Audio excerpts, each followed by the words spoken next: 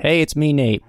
Hey, it's Brian. It's Barry. Welcome to the Collecti-Bros podcast. Today's episode is another one in our Is It Worth It series. The topic at hand is Rule of Rose. In our Worth It series, we'll cover a title we select and we go over 5 different criteria: story, gameplay, sound, graphics, and the price and collectability aspect of it, to ultimately determine, is this game actually worth it? Let's just dive into a brief history of this title. Rule of Rose was actually developed by Punchline, known for Julep, and that's literally it. They have no other games in their catalog. It was actually published by different companies for every region it was published in. The Japan version was published by Sony itself. North America was the lovely Atlas. The PAL was by 505 Games. Genre for this game is a horror/adventure game. I think that can kind of be interpretive, like a lot of things about this game. We'll get into that. So this was released in 2006. Japan got it first in January. We got it towards the end of the year, towards spooky time, Halloween. And it was in Europe after that. It was released 1 month before the PS3 actually released, which can most assuredly assure that affected sales to a great degree. The first aspect that we cover, story, which that's a meaty one, so we're going to spend the brunt of our time in this episode. The most brief way I can describe this game's story is it's about Jennifer dealing with her trauma. It is done not in any particular order. It's very interpretive. It's an artsy game. Some of the events didn't even actually happen. It does not hold your hand at all. It's going to be a really exciting one to talk about because everyone can kind of have a different experience with it. Let's just jump right into our first category and the actual story.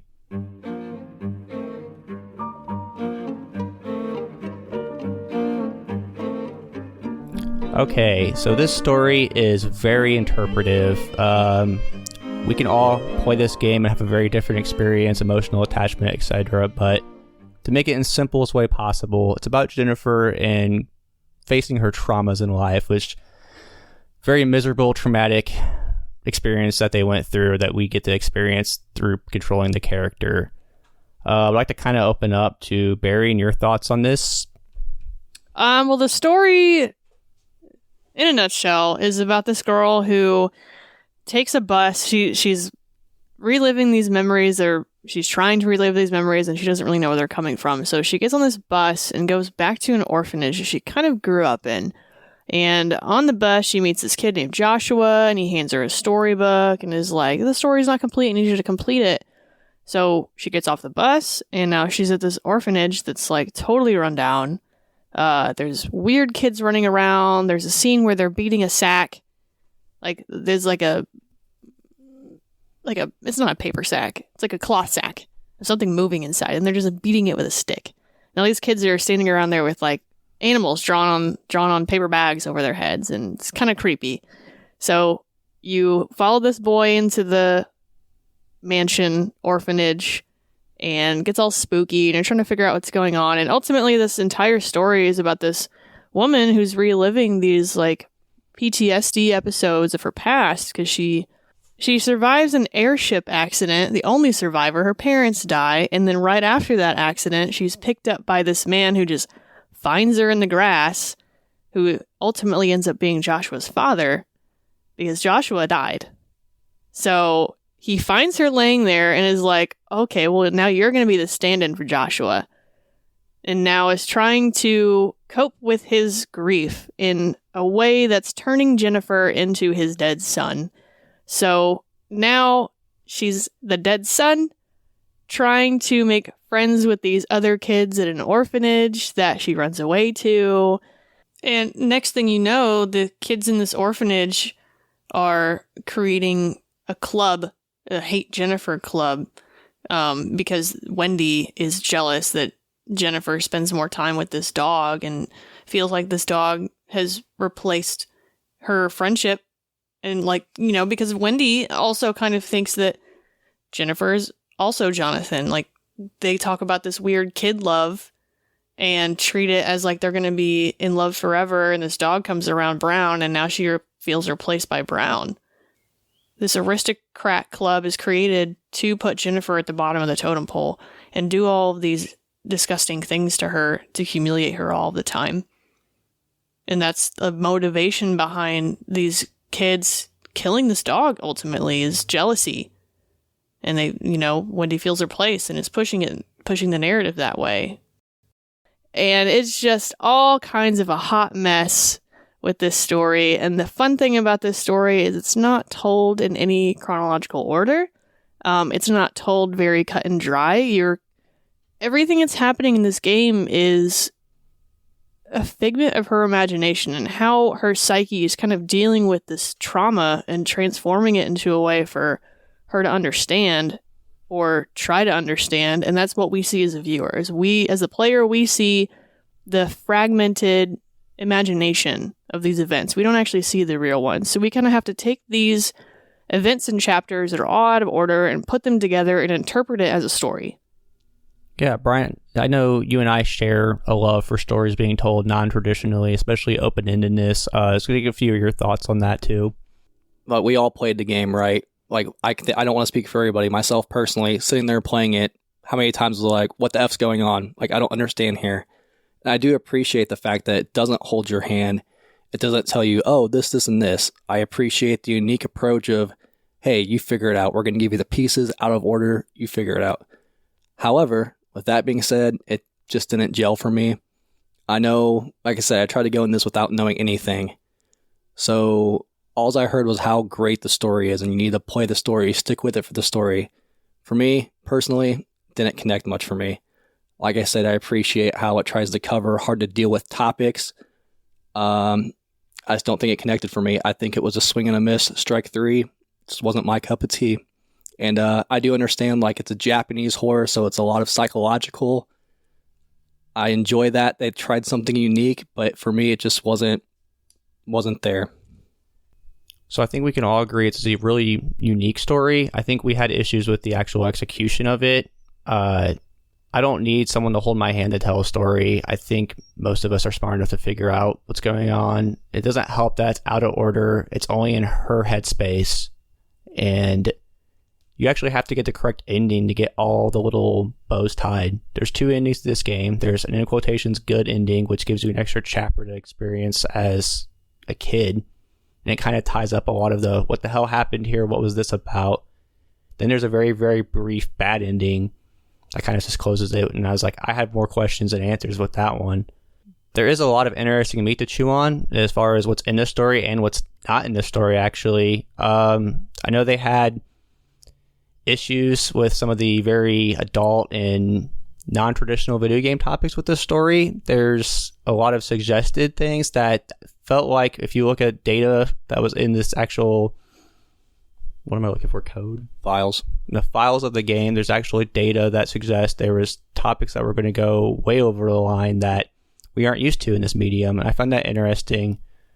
I will say that if you want to know about this story, you're going to need to watch a video of someone compiling it for you. I wouldn't really suggest, if you really want to play this game for the story and you don't care about gameplay, like, watch someone explain the story, because it's how I understood it. And it was really interesting to see someone. My big gripes with this was I did not understand the motivations of these orphans. Like, what these orphans did to this girl were so horrendous. Like, there's a point in the game where they tie a rat to a stick, and like a punishment is to take the rat on the stick and poke her in the face with it. And another scene is the rat's dead and they're still poking her in the face with this dead rat, and she's getting tied up with like crayon stuffed in her mouth. Like, the things that these kids did to her to humiliate her, I didn't understand their motivations for doing it. And there was a video explanation I watched where, Nate had mentioned in the code of some suggested things that the headmaster of the orphanage, there was a potential for abuse. Like, he potentially abused these kids. That's not really in the game, but you kind of have to read between the lines to understand that. And once that kind of opened up to me, I said, wow, like, it wasn't just her going through these events, but we're seeing it through Jennifer's lens. She's the only one left alive at the end of this game. We don't have the ability to go through all of the other orphans like Clara and Amanda and all these, and Wendy. We don't have the ability to see it through their scope, so we don't know what happened to them, and we have to kind of make these assumptions, because I think it's alluded to that this had to be cut. It was not going to be a topic they were going to put in this game because it was going to hurt their sales. Right, I think that's a super valid point, Barry. For example, in the game that we know of, Wendy's super upset because Jennifer befriends a dog, and that's her motivating factor as far as we know, playing in the context of the game. And my first thought is, you're doing all these horrible things over a dog. Like, it's so jarring to me. But then on the flip side, it makes you ponder, what did they leave out? Like you were saying, there's some very adult themes here where I think you could have had some sympathy for these people. But that's all, again, interpretation. It's not flat out saying, hey, this happened and this justifies their actions, yes or no. It's interesting, a conundrum there. It makes me, I'm very pro anti-censorship when it comes to art. Like, it's horrible that this art got censored, and especially when they're trying to talk about a topic that wasn't covered at all back then. It makes you wonder, could have this been some sort of catalyst for a more in-depth conversation in that regard? You can watch a lot of videos online about this game. They use a lot of points that they bring up as evidence to support these claims of child abuse, and even a step further, child molestation in terms of the headmaster. Specifically with the chapter that includes the mermaid boss, if you're so inclined to figure out what I mean by that. But a lot of these people do dive into it and have to pull up a lot and read between the lines to see if any of this is pertinent to the story and whether it ties in and makes anything make more sense. And a lot of it is really hard to look at and to digest, especially a lot of these topics like that. My biggest issue was, besides not discovering people's motivations for things, is Jennifer herself. Like, watching her experience was just horrible, but they didn't really flesh Jennifer out in this game. Her only lines of dialogue are gasping or shrieking.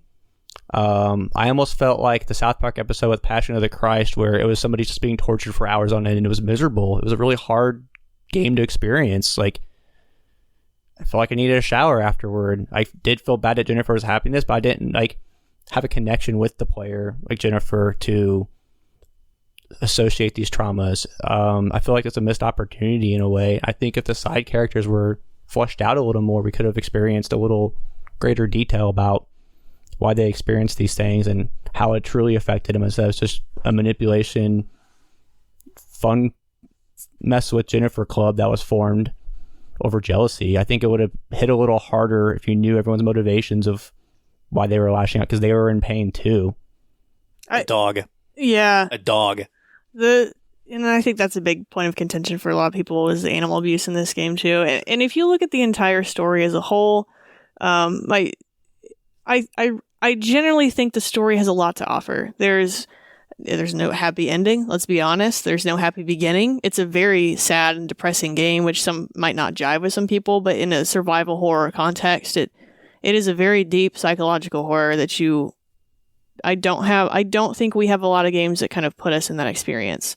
And I'm actually kind of disappointed to see that it was not executed in a way that really made that shine.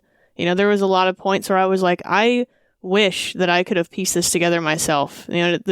What I had watched was a very great explanation of the story in general, but the way that it was delivered, I felt like I was missing on a really kind of rich experience that honestly is up to interpretation. That was someone's interpretation of it, and it may be correct, it may be not, and I thought that one was good, but I wish that they had just spent more time on this execution. It's well said. I agree 100%.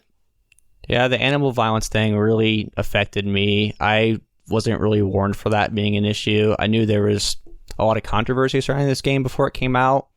It was violence on children, which was kind of there, but not physical violence. It was more like mental torture and stuff like that.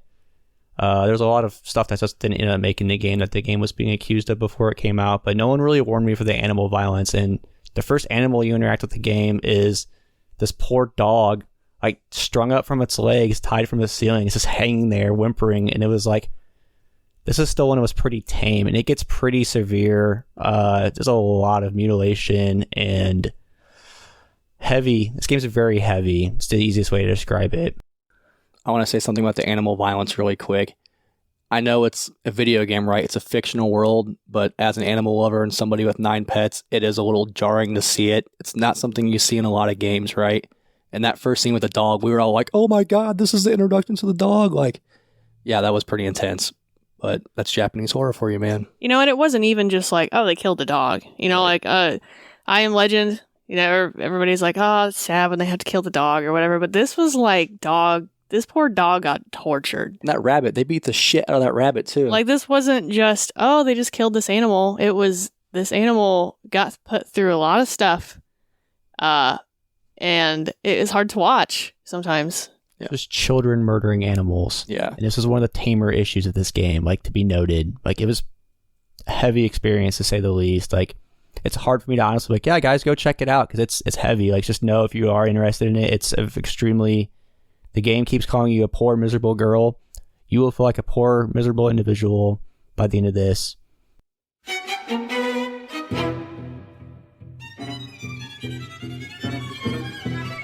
Jump into our next topic discussion, the sound and audio aspect of this game. Brian, so you've played a good amount of horror features. Let's get your thoughts on it first.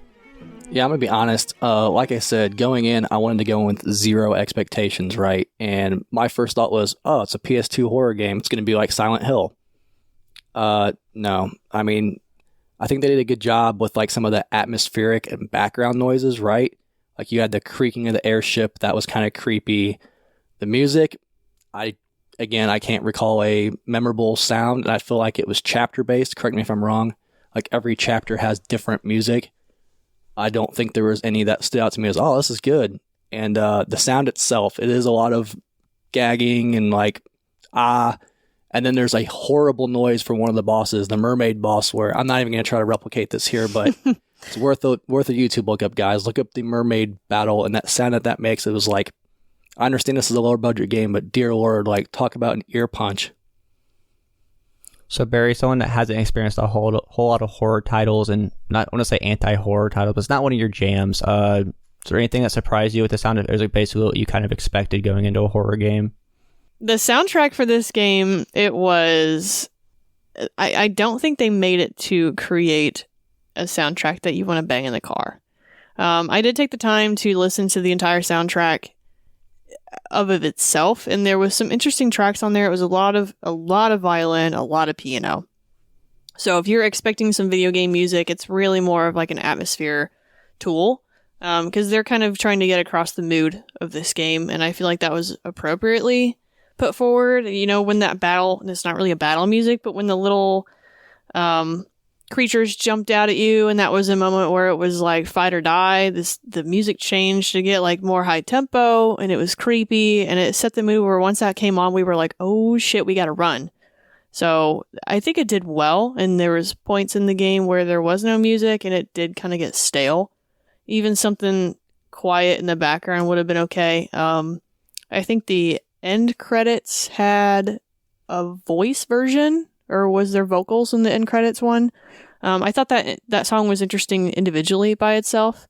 So I think the soundtrack has a lot to offer in terms of mood music, but it's not anything I would add to a playlist that I would want to just listen to.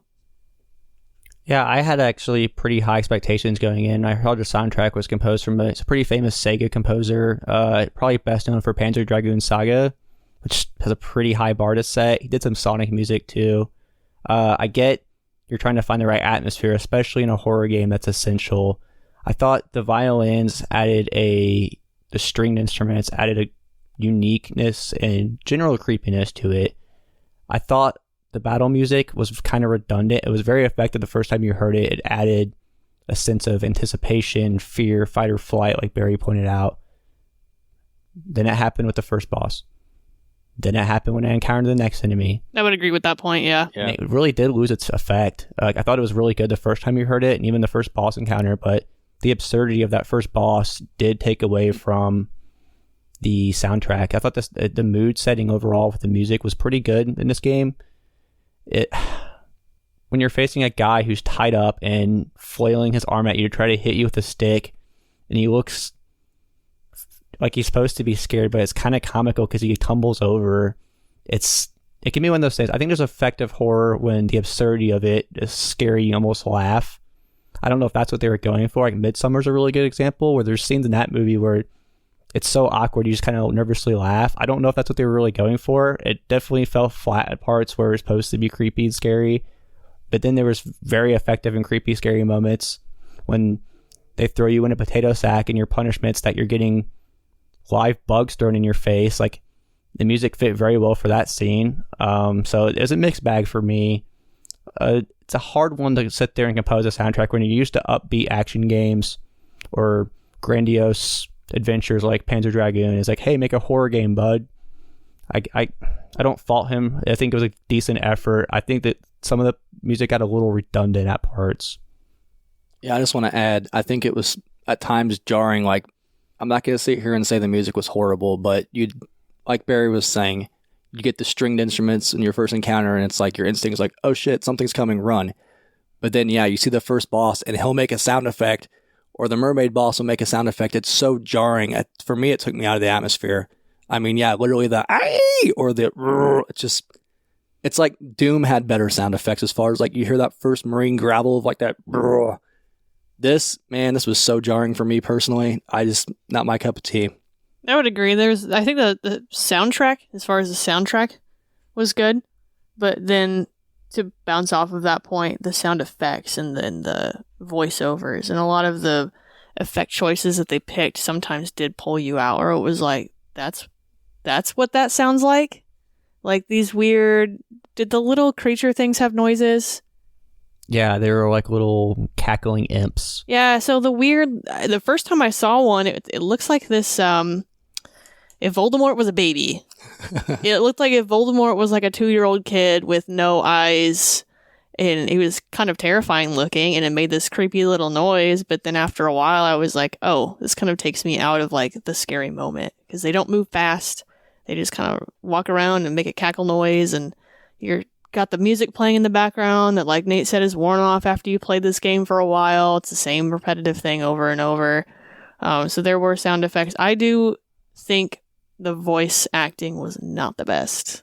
I don't know if it was just a poor choice in actors, or if it was recorded bad, or if it was directed bad, but like they weren't that great. Well, there's parts literally where it starts off with the voice acting, then it's like, oh, keep pushing X to continue the dialogue, where they just said, you know what, we're not even going to worry about voice acting at this part, just scroll through text, because I don't know if it was like a budgetary thing or a design choice they made, but it left it definitely wanting more into voice acting. It was bizarre. There was a moment I do remember that we were going through dialogue with Amanda, and her mouth was moving as if she was trying to say something, but the background was just her going, he, and it just didn't match, and it was so jarring, like Brian wants to say. It kind of pulled you out of that moment and being like, what am I playing? What is this? And for a horror game, atmosphere is everything, right? And there's so many times I was just pulled out. I think the first time we saw that boss, we all just started cracking up.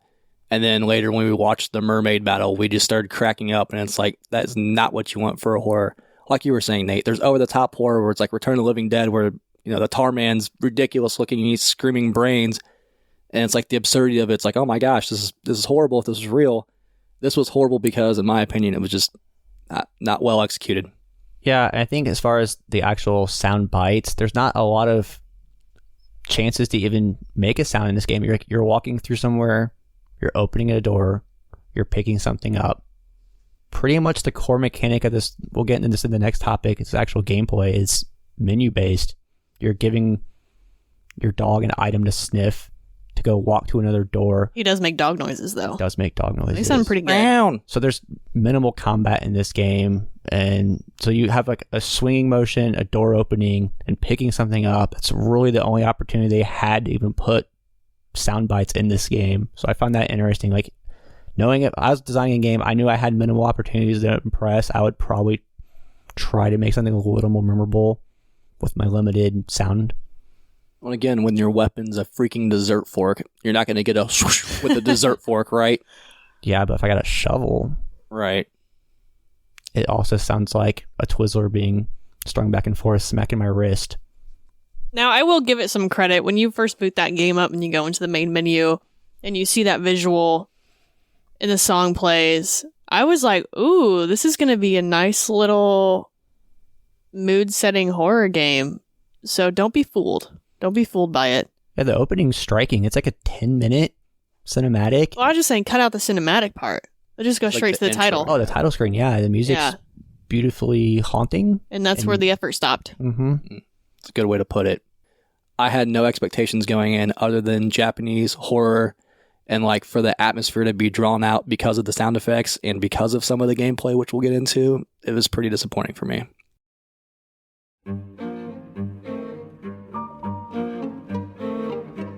Let's jump right into gameplay. It's the next topic at hand. My personal biggest gripe with this game was the, in quotations, gameplay.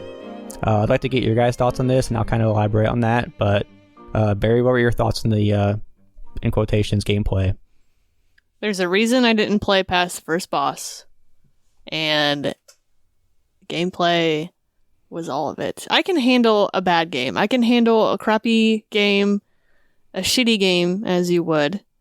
I can find very bad games enjoyable to a point. But this one just was so bad.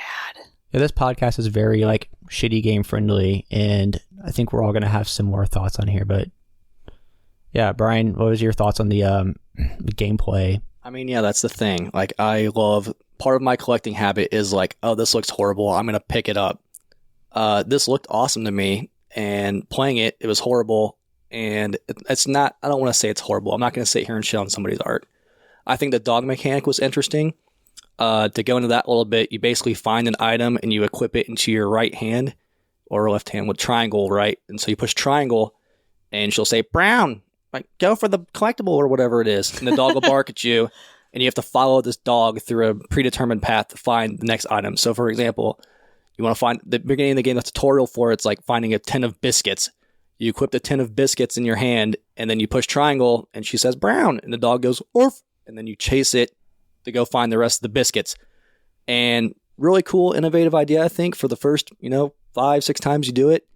And then you realize, oh shit, this is the whole game. And it's not only that, you get some combat, and your first weapon you're presented with is a dessert fork against these little minion demon guys that Barry was talking about earlier. And I think we can cover the combat, quote, combat in this game. You jam the living mess out of the square button until your enemy's dead, and you can you have to hold a bumper. Oh, that's right, yeah. You have to engage in your battle stance first. Right, yeah. And by battle stance, we mean you cover your face with your other arm and you swing away with this dessert fork, which I appreciate because, like, she's not supposed to be combat trained or anything, right? It's a teenage girl. Like, you'd probably freak out if these little minion guys came after you with the dessert fork, but it's not fun to play, right? And that's why we play games. I appreciate the effort and the attention to detail. And I can say that about everything in this game, honestly. I appreciate the effort, but the execution was just poor, in my opinion.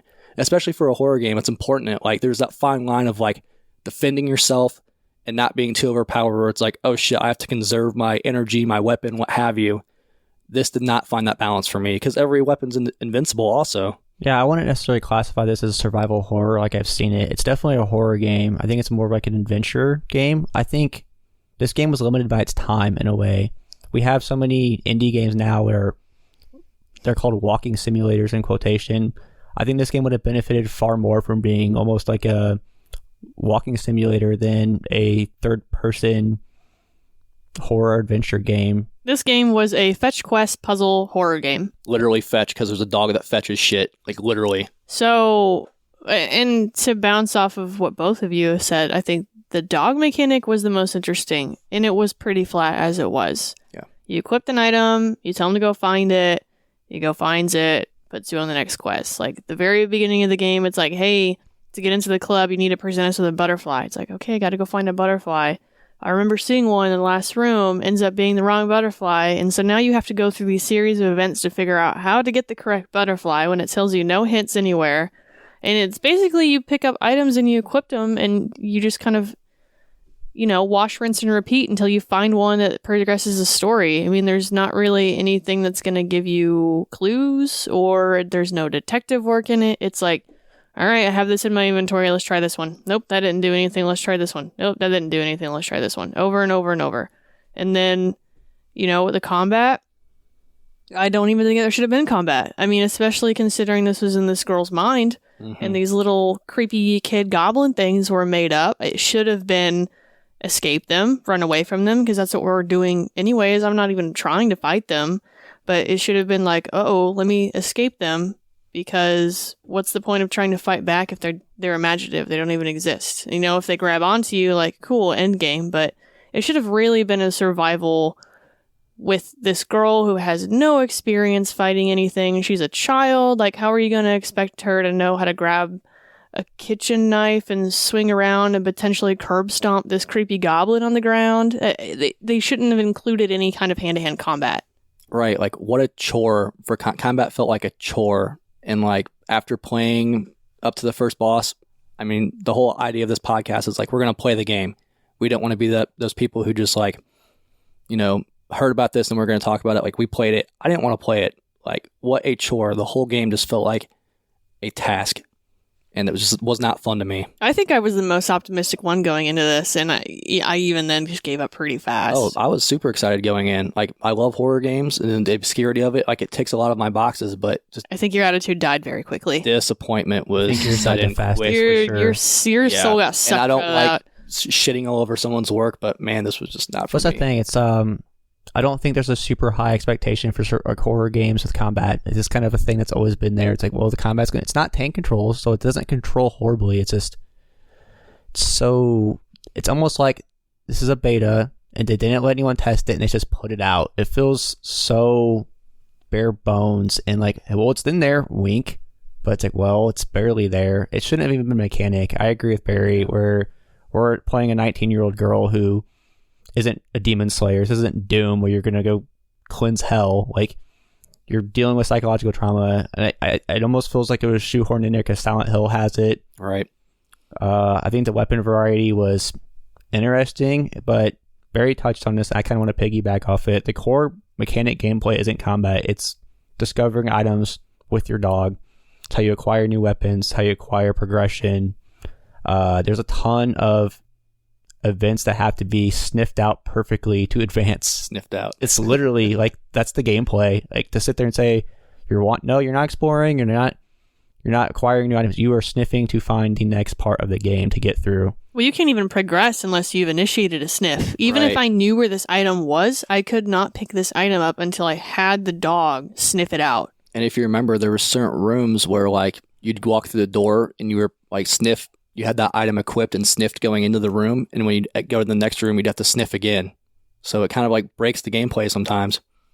I think it was definitely an A for effort for trying to present something unique, but the game is very soul crushing with its content already. The gameplay is like really pushed me over the edge of like, oh, this is going to be miserable. Yep. And I think we all tapped out around 3 hours as far as actually playing it and went ahead and experienced watching someone complete it to completion, because I would sit there and say, I would rather sit here and watch someone play this for the next 7 hours than have to do it myself, because they're not going to get killed fighting a boss. They're not going to get lost having Brown sniff around items endlessly. Like, they're going to know where they're going. I just want to see how this actually plays out. I wanted to experience the whole thing. I watched a full 10-hour playthrough. I think it was around 12 hours actually. So there's extras and stuff in there. I wanted to experience the whole thing, and it was mentally taxing. It was not fun. And video games, to me, at the end of the day, they're supposed to be a good escape to have fun. I love the appreciation of telling a good story and everything, but even if this was the most tight-knit, greatest story ever told, I would have trouble finishing it because the gameplay was so disappointing. And there's one more thing I want to go into before we finish up with the gameplay, was if you are interested in playing this game, try it up until the first boss. And if you can beat that first boss and you enjoy yourself, keep going. Because I can tell you right now, it took us 5 tries, 4. All of us. So basically, like, Nate knew what's going. Well, we had to figure that out, and like we went into it with Nate knew what was going on. He said, "Wait till you get to this first boss," and I'm like, "Nah, this can't be that big of a deal." And by then, Brian's already checked out. He's like, "Man, I don't want to play this game no more. This is stupid." So we got to the boss. Nate tried it, died, passed the controller. Said, "All right, let me get this a shot." I died so much faster because I got instantly boxed in the first time you even encounter him. And then Brian tried it. He gave it his best shot. And then he said, forget it. I think he walked away. Went to use the restroom. Yeah, I went to use the restroom. Mental cleanse, physical cleanse. So then Nate picked it up again, and we were using a pipe because of the reach. And what this boss does is he kind of stumbles around, shakes his stick, and he will lunge at you. And then he'll stand there and kind of charge up this heavy attack. So when you know, oh, he's standing there and charging up this attack. The idea is you're trying to move around him and hit him in the back and then run away. The thing is the camera is garbage in this game. You can't swivel it with an analog stick. There's a trigger. You hit the trigger, and it flips one camera way and one camera the other. So you're going to have to choose, all right, here's the best camera, because you're going to lose this boss very fast. There is a signpost bench thing in the middle of the room. And basically, we played do-si-do with this man, where we tried to get him to run around this signpost, and we did cheese it. We were able to hit him through the sign. And I was like, oh, I think you can hit him through the sign? And it's like, nah. And I'm like, just try it. And it whapped him, and we started screaming. So eventually, we had to have been doing that boss fight for, 20, 30 agonizing minutes. And finally, Nate hit him that one last time, and he went down, and we just screamed like our favorite team won the Super Bowl. It was, and Brian heard us in the other room. We were like, whoa, just freaking out, because it was so hard, because the mechanics were awful. The hitbox for us was so tiny. You could literally stand there and hit him with the pipe, and it go through the character model and not count. And his hitbox to hit you, you could be running away, he could not be facing you, and you could still get a hit off of you. I want to point out an interesting observation, though. We kept talking about how miserable the combat was, how miserable the story. We had a moment of pure joy when we beat that boss. The combat brought out the most fun in this game in an odd way, because the first time Barry got attacked, we're all cheering, get him! Yeah, it was my turn to play when the combat hit, and at first I think one of you guys was like, just run past him. And I said, no, I'm going to fight this little dude. Creepy little dude, I got this little fork, fight mode engage, and I just start stabbing away at the air, and they're both just like, yeah, get him! And I think he jumps on me at one point, and I don't know, but the moment where I hit that dude, a little creepy goblin, and he laid on the ground, and Jennifer literally starts curb stomping him. We just started screaming. It was so awesome. And that glitz and glamour did die off very quickly, but It was a great first time experience. I remember I got a triple hit with the lead pipe. That was pretty rewarding. And then you're like, that was pretty awesome. All yeah. Right, I already did that. I just thought it was a pretty funny observation. We actually did have a few moments of joy with how broken everything felt. It was funny to find. You kind of have to. This group's good at that, though. Yeah, I think when we branched off and alone and, in quotations, finished the game is when it was, for me personally, because I sat there and watched a very long playthrough. It was mentally draining. I'm not exaggerating. I drank 4 energy drinks to keep myself motivated and awake. My wife checked on me twice, like, are you good in there? And I was like, I'm getting through this. You're a trooper, because I checked out as far as game playing. I watched a quick speed run and then a synopsis of the story, and I have no desire to ever play this again.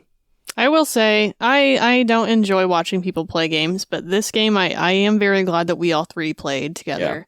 Yeah. That did make it a lot more enjoyable. So I'm glad that, Nate, I think you were the one who suggested that. Good suggestion. Yeah, I hosting this episode, I wanted to know a little more going into it. I kind of pushed, hey, we all need to sit here and experience this, because I knew very quickly this would not hold our interest. I don't enjoy watching people play games generally. It was just the correct decision for this one, because literally playing this game for me was that miserable.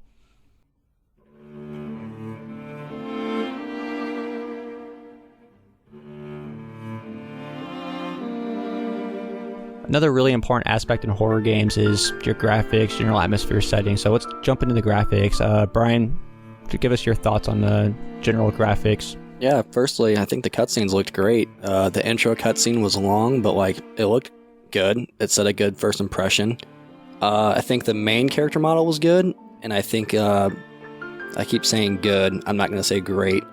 I think some of the animations, not necessarily for the bosses and things, I think those were pretty horrible in general. But I think I alluded to it earlier, the combat, how she covers her face and just blindly swings, it's not just your standard stab animation. So kudos to them for doing something different. Some of the models, however, I think we first saw the dog laying down your dream state or whatever, and we just started laughing. The poor dog was a matted mess. And I know it's PS2, but you gotta think the release window was right before the PS3. So I think the bar should have been a little higher. I know there's budgetary restraints and that sort of thing. And again, I'm not going to sit here and shit all over someone's art. I think as far as the pre-rendered environments, they looked pretty good. I do wish it was very dark, and I get that it's part of the horror thing, but some of the details were lost in that transition, especially on the blimp where it's just black fog instead of shadow or texturing, right? I think that's the easy way out. But overall, the graphics weren't horrible. I mean, you got to remember it is a PS2 game.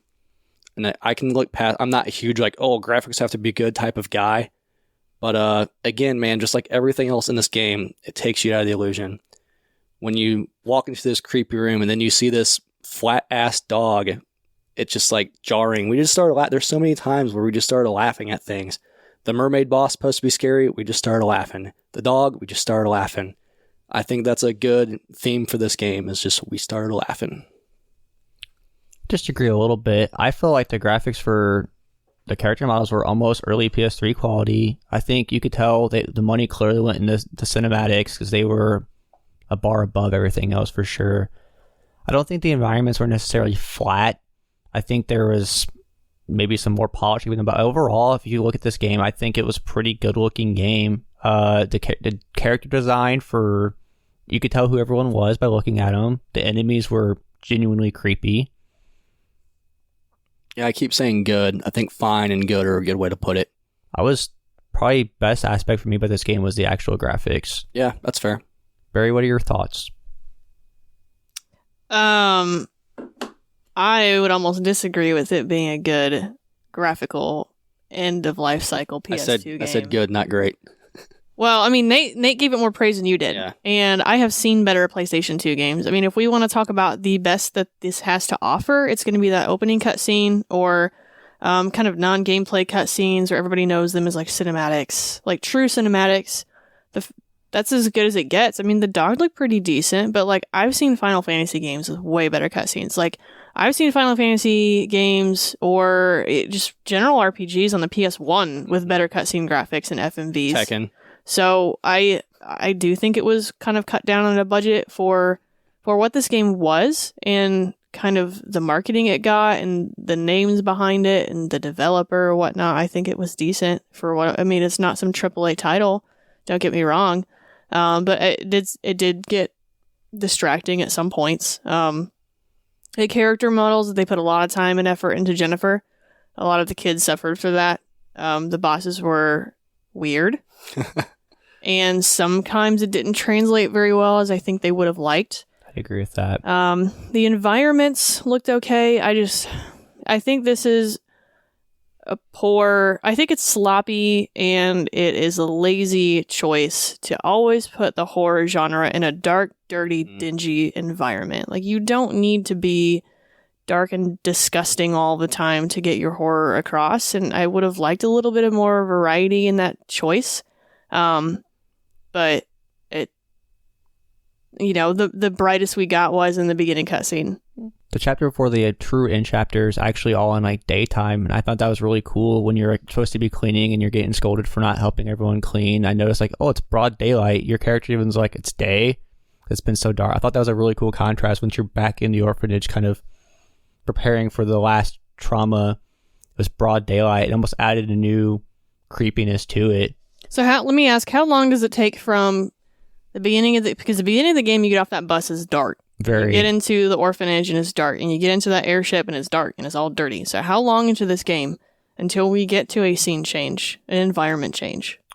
If I remember correctly, it was around 4.5 hours when you'd make a brief pivot to the childhood home where you're being held captive. And then it goes back to the airship after that chapter for another couple hours. And then the last bit is in the orphanage. So, I mean, we've got two airship and the orphanage. That's pretty much it. Predominantly airship. So I don't know. And I would have loved to see the airship because you can see out the windows. And I would have loved to seen that in a little brighter of a setting because it does jump months where it's it's June and then it's April.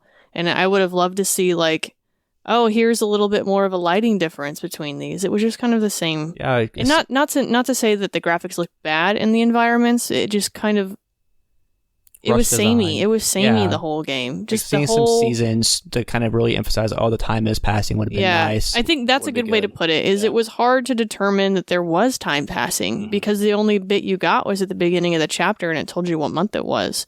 And then you get back to you go back to the game, and as far as I'm aware, this is literally the same moment. And graphically, it could have.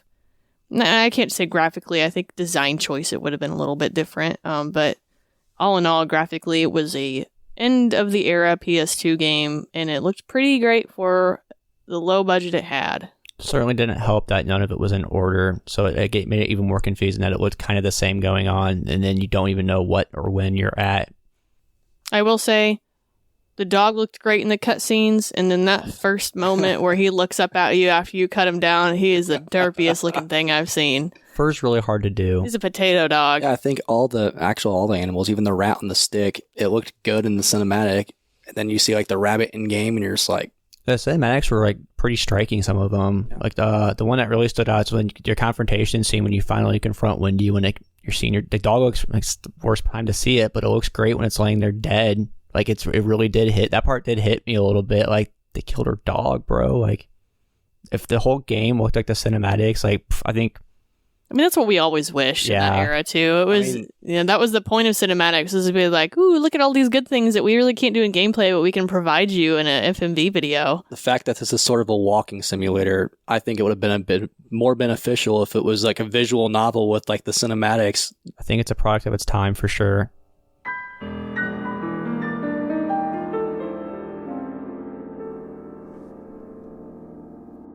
Last category we're going to discuss is the price/collectability aspect of this game. I did select this game because at current time of recording, this is my most valuable game. Loose copies go for around $400. Mine's currently complete in box with the registration card, the registration card can make quite a difference. Without it, you're looking at around $700. With it, you can get closer to $850 to $9 even. We noticed price started changing this game, so we're going to touch on this a lot. March 2020 is when everything kind of started going wild. Around Halloween time that year, it took a jump from around a $300 game complete to a $500 game complete. And it's had up and downs. It's one of those PS2 games that is a heavy hitter. When I acquired it, it was the most expensive PlayStation 2 game. It has been surpassed by Q1 at the time of this recording. But you still know Rule of Rose is one of those games that North American PS2 collection, it's right towards the top. I think Rule of Rose is always going to be top 5. Oh, for sure. I think it has so much going for it. I think is it second or third right now? Second. Okay. And how much did you acquire this game for? I had this really good friend named Barry that sold me their copy. They acquired it for $140, I believe. Yeah, my receipt is still in that. It is 2016. That was actually a really cool moment of opening it to play it finally and like, hey, Barry, your receipt's in here. Yep. That was the simple days when games weren't expensive. And Barry sold it to me for what she paid for it. So I did. I actually had a chance to buy it a lot of years ago for $16.99. And I said, I don't know about this. Sorry, I think I'm at $16.99. $16.99 and Haunting Ground, $16.99. And I passed on them. So, years later, I picked up a very, very, very clean copy. Very nice condition. Like, this puppy is mint. It's nice. And I said, $140, give me that. yeah, I ended up acquiring it and Haunting Ground the same day from Barry for, I think, a total of, $300, I think, for It both wasn't of them. that much. Maybe $200 even. yeah. It was... You were more interested than I am. cost. So I was like, here's what I bought it for. Here you go. So I pretty much lucked into this game. I'm grateful to have it. As far as how much it costs now, it's because it is only on PlayStation 2. It's the only thing you can play on. It hasn't been ported to anything modern. There's no digital version of this game. It's low print. It's got the big A on the front. Atlas published a North American one. It's always going to spike your value. Right. I think in terms of is it something that's going to retain value? It checks a lot of the boxes, right? You got your Japanese horror, you've got Atlas, you've got low print on PS2. And yeah, speaking of your copy's immaculate with the registration card. Controversy. It's like Yeah, controversy it sells. ticks all the boxes, man. It's a great investment as far as if we're talking about the monetary value of it. Like $140, bud, you did pretty good. Let's just get right to it, guys. Let's get around the table. Is this game worth it? Barry, you start since it used to be your copy. I am so grateful I got rid of this game. I don't mean to like throw a game that I hate on you, but I don't like owning games I don't enjoy and I don't want to play, and I do not want to play this game. I am glad that I got the opportunity to play it and try it and kind of see what it was about. But personally, I don't think this game is worth more than $20. I don't think it's worth more than $20. If you add in the fact that it's a little kind of hard to find, sure, you can justify yourself. But if you are a PlayStation 2 collector and you want a complete PS2 library, and or you are a horror genre diehard, I think this is a very important game to have for your collection. And I would highly recommend trying to snatch one up at a good price if you can find it. But for me personally, I will not have this in my collection, and I do not think it is worth $800. So kind of for the opposite perspective, Barry's collection, and she's mentioned previously, like I only want to have it if I'm going to play it. Brian is someone who's got to have everything. Is this game worth it to you? See, this is a weird one for me. It checks off a lot of my boxes, like uncommon, just weird. And the thing is, like, if it sucks and it's not fun to play, it's never really bothered me. But for some reason with this one, after playing it, the thought that crossed my mind is like, do you need this? And it's a little, I don't know. I go back and forth on my answer on this. This game left you bitter. It did, honestly. And that's the thing. I didn't watch any gameplay. I didn't have any preconceived notions going in. I was expecting Silent Hill, and like it wasn't. And that's fine. Everything can be its own thing. But like Barry touched on, like this is a Grail PS2 game, right? I think at a $140 price point, dude, I would pull that trigger how many times over? Current going rate, and it's a weird thing because this isn't like, my big purchase, Jack Bros. I've never seen another one, never seen it physically in person. I've seen this game 3 to 4 times in person, and I've passed. At the current going rate, part of me says, yeah, this is a good pickup because I do think this is going to keep climbing. There's so many things, like we covered briefly, why this is going to keep climbing, and I truly believe that. So I think if you have the funds and you have the means and it fits your mold, I think you should pull the trigger on it now. I think we're going to get to a point where, especially people our age that grew up with the PS2, they're going to get to the point where they want these banger games and they want their childhood games. This thing, sky's the limit on this game, honestly. It checks all those boxes. Yeah, as someone who's kind of in the middle of how you guys collect, this one's tough for me too.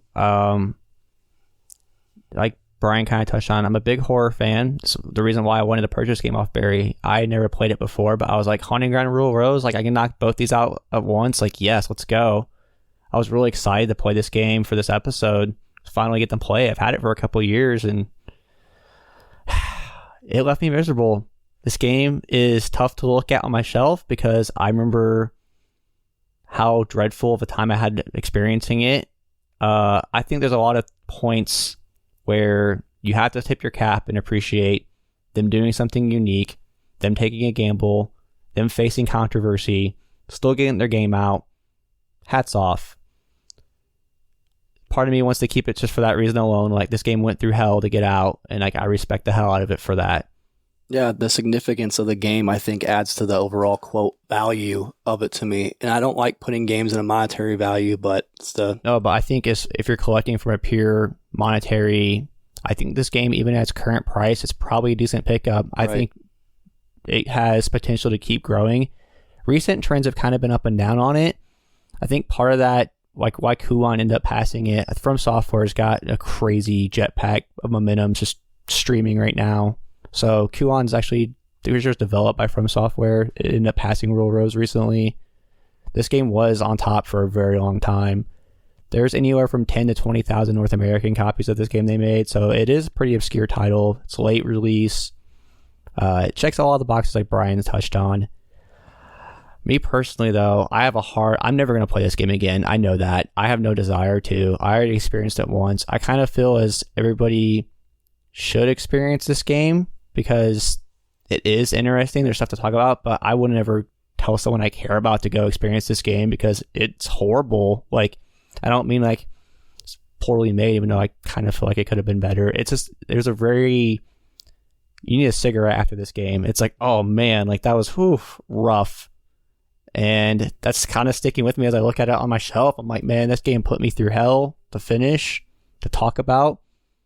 I enjoy doing this podcast, but like before we turned on the record, I was like, oh, man, I got to talk about this game. Like, it's a challenge. I think if you're collecting purely for monetary value, I think you could pick this game up at any point in time and it's going to keep going up. I think if you're collecting, like, I want to play great games, I want to have games that impact the history of video games, you can make an argument this game is pretty impactful. If you're collecting games for fun, like, please avoid this game. It is not fun. Let me ask you this. Since you already own it, you don't really have to worry about forking out $800. Yep. So if the tables were turned and this was still my game and I had picked it and you'd experienced all of this, would you go out and being like, yeah, I'll go ahead and buy it for the collection? Yeah, so to make a short answer a little more into it, part of the desire was I didn't have a big PS2 collection at the time, so this was like a great way to get me motivated to start going for PS2 games because they weren't super expensive. Knowing what I know now, playing it, I'd probably tell you to keep it. So this game is not worth it to you? No. Yeah, as far as if you're collecting for there it is. something in the middle, I could say no. Will you get rid of it? I've kicked around the idea. I pay $140 for it. Yeah. I will probably end up keeping it because I'm sentimental, and then we got to experience this together. I'm going to kind of remember that. I'm going to remember that screech of the Mermaid Queen whenever I look at it, and us all just cracking up. So if I didn't experience this game with you guys, I probably would just say I'll just sell this and get 4 really good games that I want. But I'll end up keeping this, I think, because how I acquired it. It's got emotional attachment to it, which kind of the beauty of this hobby is you can justify a lot of things you normally wouldn't with cheesy sentiment. Mm-hmm. I'll say to piggyback off that, it's hard for me to get a definitive yes or no. I think now is the time if you want to add this to your collection and it ticks your boxes. It's on a low right now, and sky is the limit, like we've said. So part of me wants to say yes, like this is worth it at this moment if you're in the monetary. I think it's a loaded question. However, me personally, and it's weird because gameplay's never affected my decision. Like, I actively pursue shit games. I'm going to go, my gut just tells me no on this one. My thoughts are so funny because when Barry presented, like, hey, would you be interested in buying this? That game was super high on my list of games I wanted to own. Like, it was supposed to kickstart me into collecting PS3. I got a big horror title, let's go. Or PS2, excuse me. If I didn't own this game, and Barry was like, it'd be pretty low on what I want.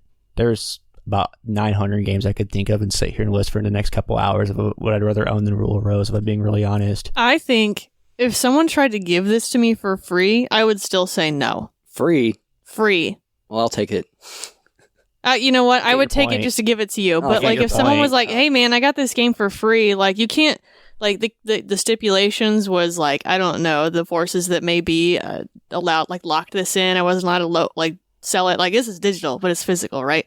They were like, here's this game for free. You can never sell it, and it has to reside in your house forever. I would be like, hell no. Need that shelf space. Right? Yeah. I would not take this game for free. See, it's weird because for me, I think with my decision, the answer definitively, I guess we can say is no. It's really surprising to me. The disappointment of it is my thing because I had no expectations going in, and just honestly, it was a miserable experience. Not because the game was miserable, because it was like, how many times I've been like, I'm done. That's actually surprising because Nate is the one over here heartbroken. Yeah. He had the high expectations of loving this game. You went into it knowing nothing. Yeah.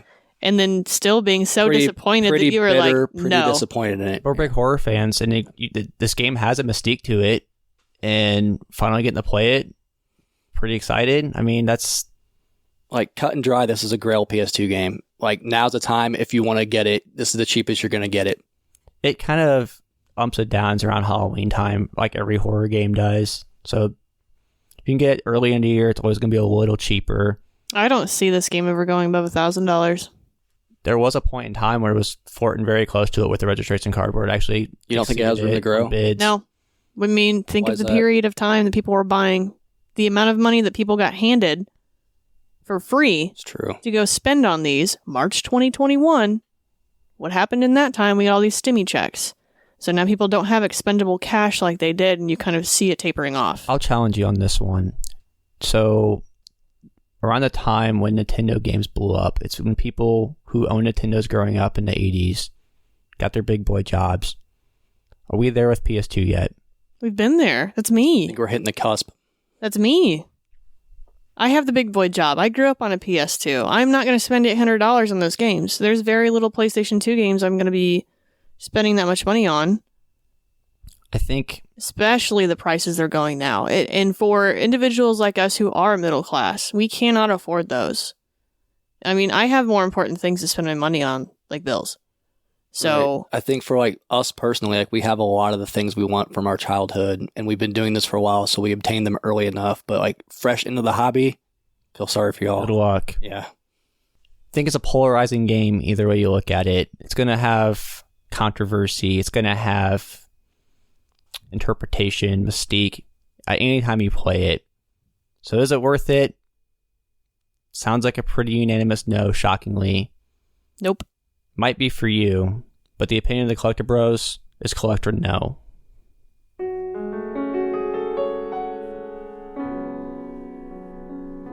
Alright guys, so a lot to talk about with this one. I know it's people absolutely love this game, and obviously the Collecti-Bros had other thoughts on it, but we'd love to hear yours. Communicate with us on our social media platforms, Facebook, Twitter, Instagram, TikTok. We'd love to hear from you guys, hear your thoughts, hear your interpretations. On those, we're under @Collecti-Bros Pod. Alright, Brian, could you go ahead and tell us what's next for the Collecti-Bros? So next episode, the focus is going to be underrated games that are cheap. We've got a variety of games. You know, we're very different collectors, so this should be a fun one. Thanks for listening. We'll catch you guys in 2 weeks.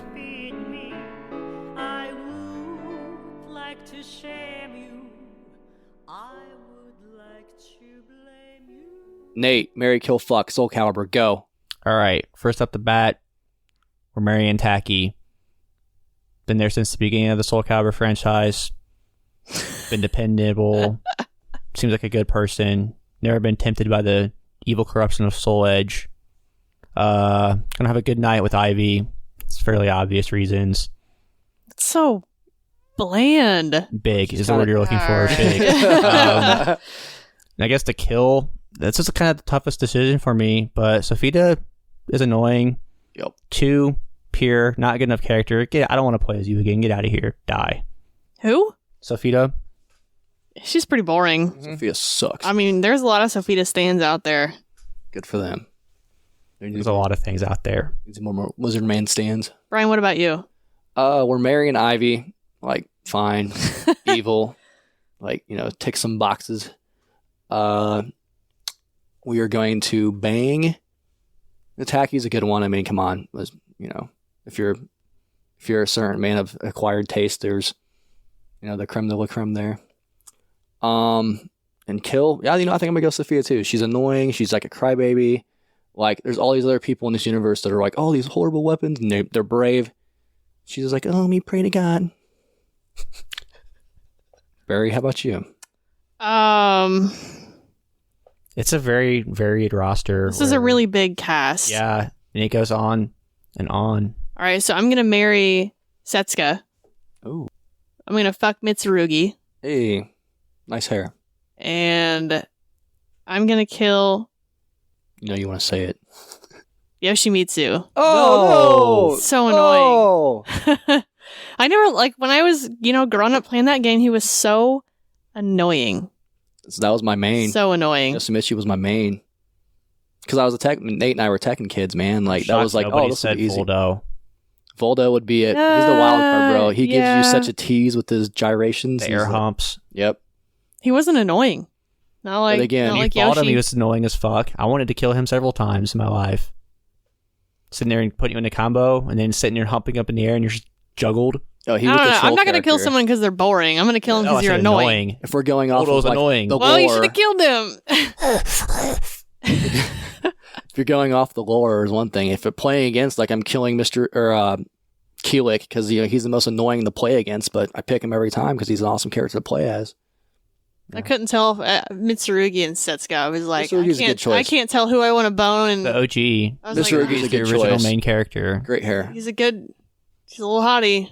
Good hair. Take Good a abs. bullet. Huh? Take a bullet and he still goes. Like, The only reason I didn't say I was going to marry him is because his whole shtick is he's going to run out there and Yep. try and find the do strongest that dude and be shit. the strongest. So, like, he ain't never going to be there. oh. It's Goku. So, Exactly. Yeah. I ain't being no Chi-Chi. Without the boyish features. I ain't being no Chi-Chi. Man. So give me Setsuka. It's a good pick. Yeah. The umbrella.